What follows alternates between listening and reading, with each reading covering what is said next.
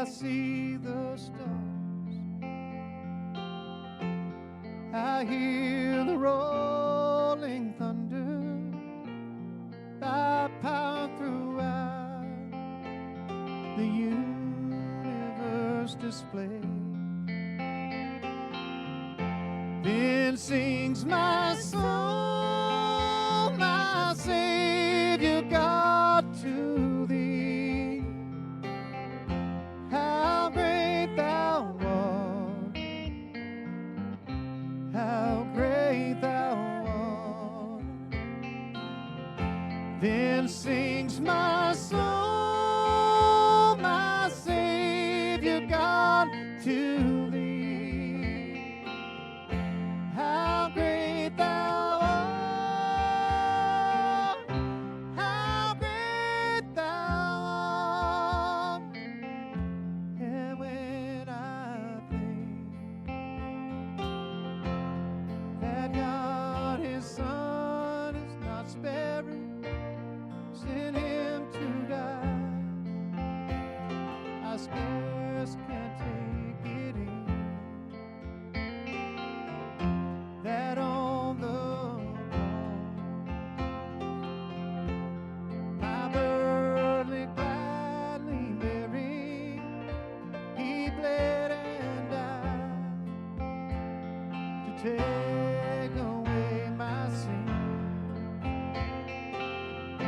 Then sings my soul, my Savior God, to thee. How great thou art, how great thou art. Then sings my soul, my Savior God, to thee.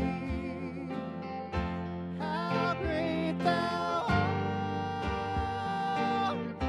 how great thou art. Thanks to the Lord, our God and King. His love endures forever. For he is good, he is above all things. His love endures forever. Sing praise, sing praise. Mighty hand and an outstretched arm. His love endures forever. For the life that has been reborn, his love endures forever. Sing praise, sing praise, sing praise,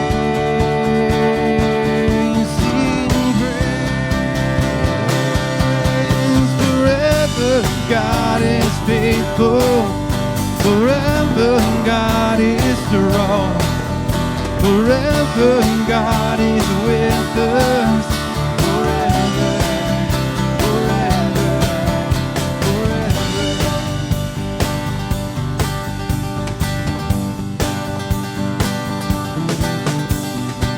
From the rising to the setting sun, love endures forever. By the grace of God, we will carry on. His love endures forever. Sing praise, sing praise, sing praise, sing praise, sing praise. Forever God is faithful, forever God is strong, forever God is with us, forever,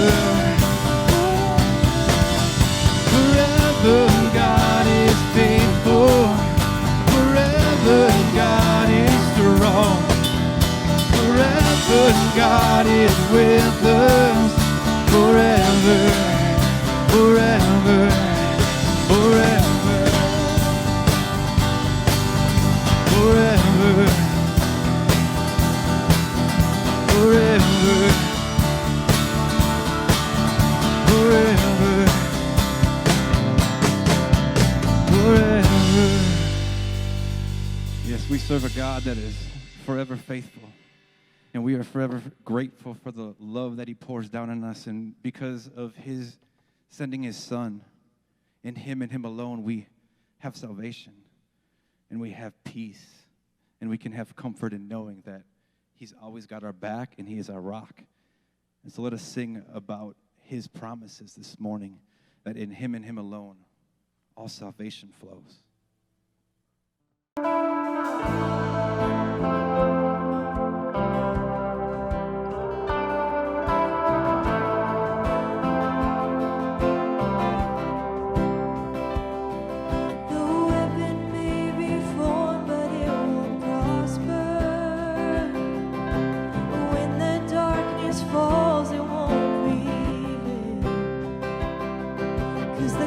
Serve knows only how to triumph.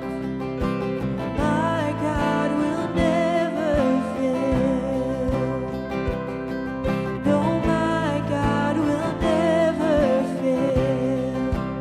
I'm gonna see a victory. I'm gonna see a victory. For the battle belongs to you, Lord.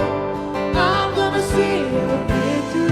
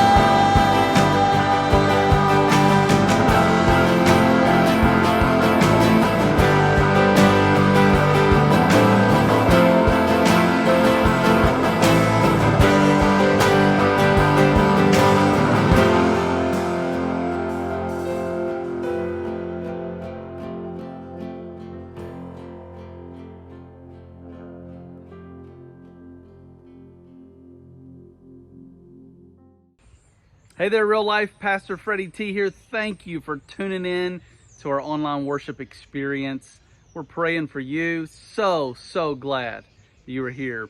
This past week we had some technical difficulties, and we didn't get the sermon on video in a high quality way. So my friend Van Riggins preached that day, and you can listen to his great sermon from the book of Luke on our podcast. But since the video didn't turn out the way it needed to, we only have the audio. So this morning, we're actually going to celebrate our 2-year birthday by sharing with you the video from our launch Sunday. And anyways, I hope it encourages you. God has done great things in our midst, and the best is yet to come. All right, so I love these big pads. Sermons like, I don't know, it's like something in the oven, like cinnamon rolls. And it's like the icing doesn't go on until the last minute. And the Lord always gives me something fresh on Sunday morning. So I'm thinking about it all week long, and then the icing Sunday morning. So here we go, launch day, Real Life Church. Well, it's an exciting day. September 9th. This is kind of the day we've been marching toward for 9 months, and I think what's so amazing to me about the story of Real Life Sango is really how it came about. These 4 pastors that had a brotherhood together, they each had a common burden to see a new church planted in Sango, and they met for months and prayed and had other ministry leaders that were with them, and this was months before I was ever on the radar or planting this church was ever on my radar. And that's what I love is this. It wasn't my idea, and it's been a beautiful journey to step into something that God was already doing, that people's hearts were already aligning to. And it's been a peaceful journey. I mean, don't get me wrong, church planting is heavy lifting. It's been hard work. It's crazy hard work. But from day one, we've just seen the hand of God present, evidences of His grace present, and that's been a great joy. Today, I will be preaching from John chapter 4, a familiar story to people that have been around the church for a while, but a thrilling story if it's your first time hearing it, about Jesus encountering this woman at the well. But really, out of that story, what I want to say is really answer 3 questions of who is Real Life Sango for? Why are we planting Real Life Sango? And how are we going to plant Real Life Sango? The only thing that's going to be perfect about today is the love of Jesus. That's the only thing that's going to be perfect. So all the perfectionists in the room, we just kind of roll it over. It's going to be perfect. This is it's Jacob Miller. He's headed to Zimbabwe today.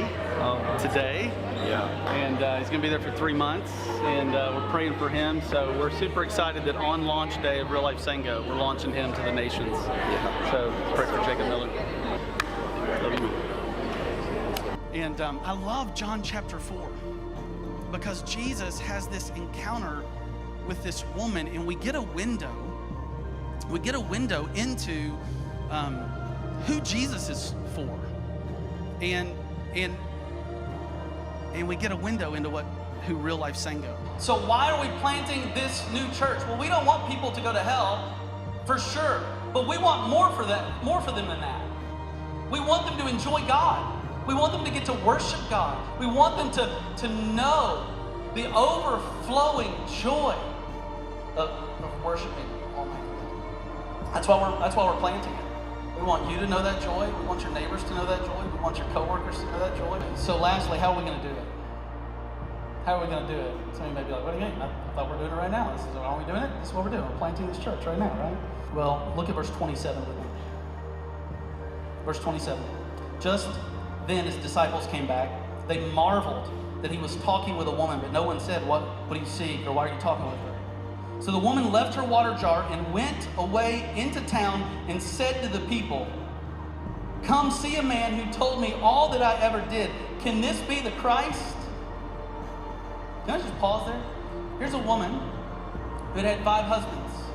She had one encounter with Jesus, and she started telling her Jesus story. Isn't that amazing?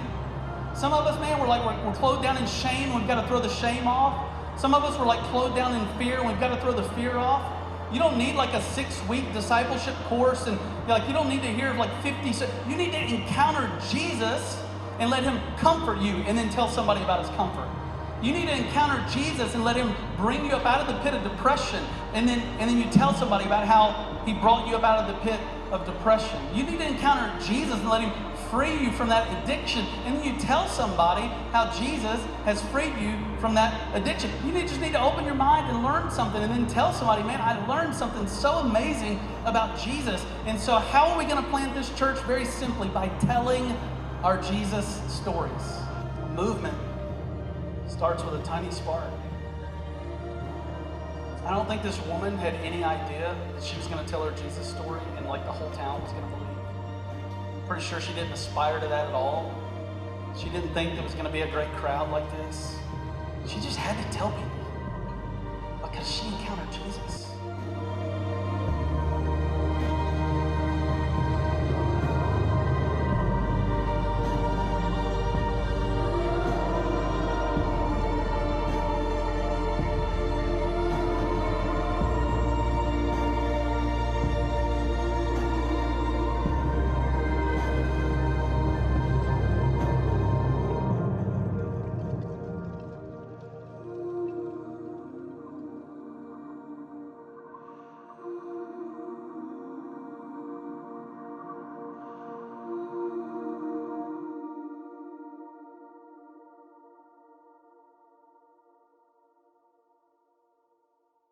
God is not sparing, send him to die. I scarce can take it in that on the cross my burden gladly bearing, he bled and died to take away my sin. Then sings my